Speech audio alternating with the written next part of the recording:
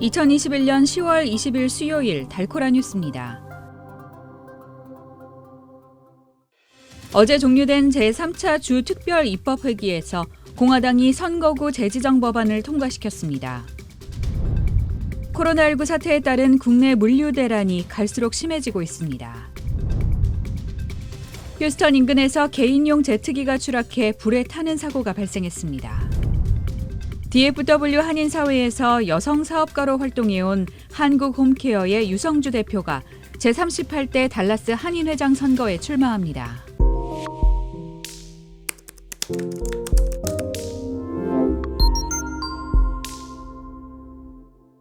어제 종료된 제3차 주 특별 입법회기에서 공화당이 선거구 재지정 법안을 통과시켰습니다. 그렉 에봇 주지사는 변경된 선거구 법안을 최종 승인할 계획입니다. 2020 인구조사 결과를 바탕으로 한 선거구 재지정을 통해 중남미 주민들이 대다수인 8개의 하원 지역구가 7개로 줄게 됐습니다. 한편 주민주당은 지난 10년 동안 텍사스의 다양한 인구 구성 변화에도 불구하고 증가하고 있는 소수인종 지역사회의 정치적 대표성이 축소됐다고 비판했습니다. 코로나19 사태에 따른 물류 대란이 갈수록 심해지고 있습니다.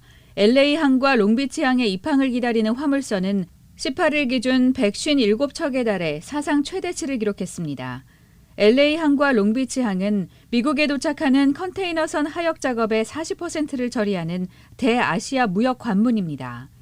두 항구는 코로나19 사태로 촉발된 세계적인 공급 지연에 연말 쇼핑 대목을 앞두고 수입 화물이 급증하면서 심한 병목 현상을 겪고 있습니다. 또 물류 대란은 서부뿐만 아니라 동부 항만에도 영향을 미치고 있습니다. 현재 조지아주 사베나항 앞바다에는 20척에 달하는 화물선이 입항을 기다리고 있는 상황입니다. 휴스턴 인근에서 개인용 제트기가 추락해 불에 타는 사고가 발생했습니다.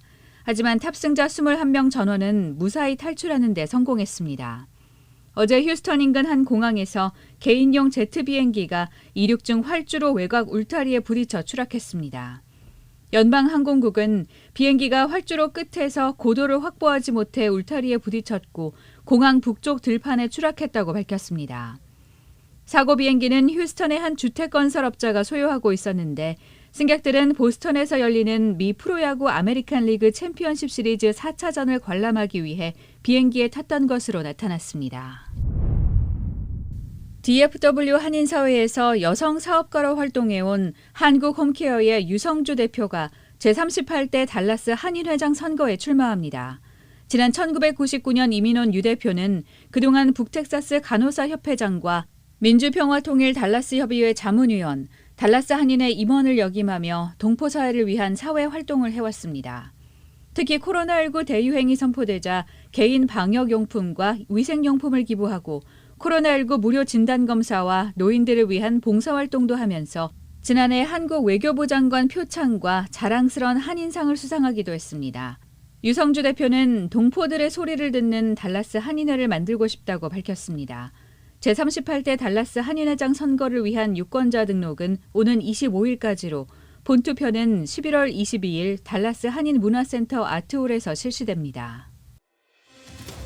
오늘의 단신입니다.